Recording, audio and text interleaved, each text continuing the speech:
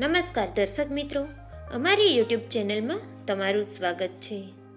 મહાભારતના યુદ્ધમાં મૃત્યુ પામેલા બધા વીર એક રાત માટે પુનઃજીવિત થયા હતા. શું તમે જાણો છો? તો ચાલો જાણીએ આ વિડીયોમાં. આ બધા લોકો તો જાણે જ છે કે મહાભારતના યુદ્ધમાં પાંડવોએ ભીષ્મ, દ્રોણાચાર્ય, દુર્યોધન, કર્ણ જેવા યોદ્ધાઓનો વધ કરી લીધો હતો.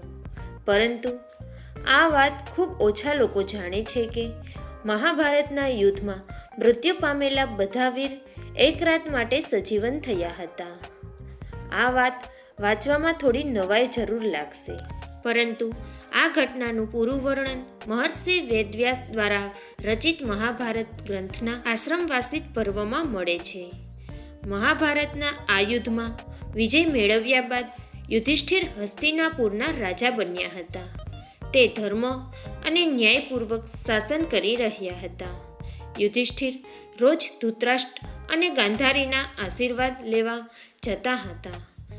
અર્જુન, નકુલ, સહદેવ, દ્રૌપદી વગેરે પણ ધૃતરાષ્ટ્ર અને ગાંધારીની સેવા કરતા હતા. ધૃતરાષ્ટ્ર અને ગાંધારીને પાંડવો સાથે રહેતા 15 વર્ષ વીતી ગયા હતા. એક દિવસ ભીમે ધૃતરાષ્ટ્ર અને ગાંધારી સામે કોઈ એવી વાત કહી દીધી જેને સાંભળીને તેને ખૂબ જ દુઃખ થયું. ત્યારે ધૃતરાષ્ટ્રે વિચાર્યું કે પાંડવો સાથે રહેતા ઘણો સમય થઈ ગયો છે, એટલે હવે વનપ્રસ્થ આશ્રમ અપનાવી લેવો જોઈએ. ધૃતરાષ્ટ્ર અને ગાંધારી સાથે વિદુર અને સંજય પણ વન જવાનો નિર્ણય કર્યો. ધૃતરાષ્ટ્રે પોતાનો નિર્ણય યુધિષ્ઠિરને જણાવ્યો, જેને સાંભળીને યુધિષ્ઠિરને ખૂબ જ દુઃખ થયું. પણ મહર્ષિ વેદવ્યાસના કહેવાથી યુધિષ્ઠિર માની ગયા. વન જતા પહેલા ધૃતરાષ્ટ્રે પોતાના પુત્રો અને અન્ય પરિવારજનોનો શ્રાદ્ધ કર્મ કર્યું. આ બધા વન જઈ રહ્યા હતા. તે જોઈને પાંડવોની માતા કુંતીએ પણ વનમાં રહેવાનો નિશ્ચય કર્યો. પાંડવોએ તેમને ખૂબ સમજાવ્યા, પણ તે માન્યા નહીં અને ધૃતરાષ્ટ્ર અને ગાંધારી સાથે વન જતા રહ્યા. મહર્ષિ વેદવ્યાસ પાસે વનવાસની દીક્ષા લઈને બધા મહર્ષિ સત્યુપના આશ્રમમાં નિવાસ કરવા લાગ્યા. વનમાં ધૃતરાષ્ટ્ર ઘોર તપ કરવા લાગ્યા. તપ કરવાથી તેમના મનનો બધો મોહ દૂર થઈ ગયો. તેમની સાથે ગાંધારી અને કુંતી પણ તપ કરવા લાગ્યા. જ્યારે વિદુર અને સંજય તપ કરવાની સાથે તેમની સેવા કરતા હતા. વનમાં રહેતા તેમને 1 વર્ષ પૂર્ણ થઈ ગયું. હસ્તિનાપુરમાં રાજા યુધિષ્ઠિરના મનમાં પોતાના પરિવારજનો સાથે મળવાની ઈચ્છા થઈ. પાંડવો પોતાના પૂરા પરિવાર અને કેટલાક નગરવાસી સાથે વન જવા નીકળ્યા. ધૃતરાષ્ટ્ર, ગાંધારી અને કુંતીને મળીને યુધિષ્ઠિર ખૂબ જ પ્રસન્ન થયા. તે લોકો પણ પોતાના પુત્રો અને પરિવારજનોને જોઈને ખૂબ જ પ્રસન્ન થયા. યુધિષ્ઠિરે વિદુરજી વિશે પૂછતા ધૃતરાષ્ટ્રે કહ્યું કે તે તપ કરી રહ્યા છે. ત્યારે યુધિષ્ઠિરને વિદુર આવતા દેખાયા, પણ આશ્રમમાં આટલા બધા લોકોને જોઈને વિદુર પાછા જતા રહ્યા. યુધિષ્ઠિર તેમને મળવા તેમની પાછળ દોડ્યા. વનમાં યુધિષ્ઠિરે જોયું કે એક ઝાડ નીચે વિદુરજી ઊભા હતા. ત્યારે જ વિદુરજીના શરીરમાંથી પ્રાણ નીકળી યુધિષ્ઠિરના શરીરમાં સમાઈ ગયા. યુધિષ્ઠિરે વિદુરજીના દેહત્યાગના સમાચાર સાંભળી બધાને ખૂબ જ આશ્ચર્ય અને દુઃખ થયું.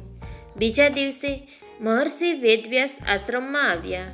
તેમને ખબર પડી કે વિદુરજીએ દેહત્યાગ કર્યો છે.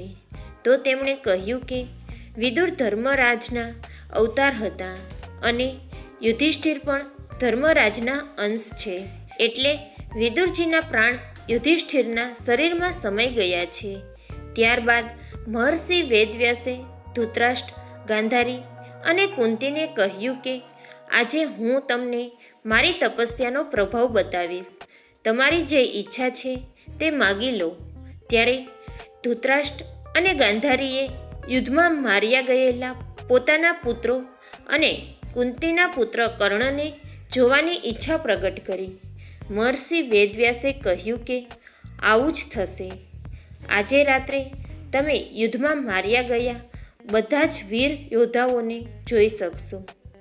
ત્યારબાદ મહર્ષિ વેદવ્યાસે બધાને ગંગા કિનારે ભેગા થવા કીધું.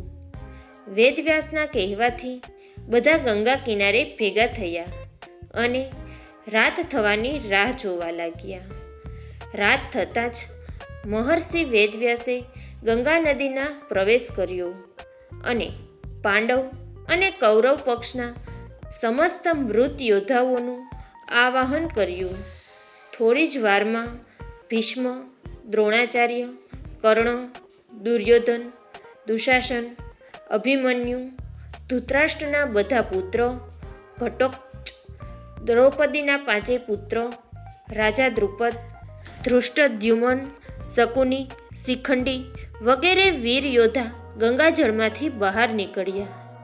તે બધાના મનમાં કોઈ પણ પ્રકારનો અહંકાર કે ક્રોધ ન હતો. મિત્રો, મારો આ વિડીયો જો તમને ગમ્યો હોય તો પ્લીઝ લાઈક, શેર અને સબસ્ક્રાઈબ કરવાનું ભૂલશો નહીં.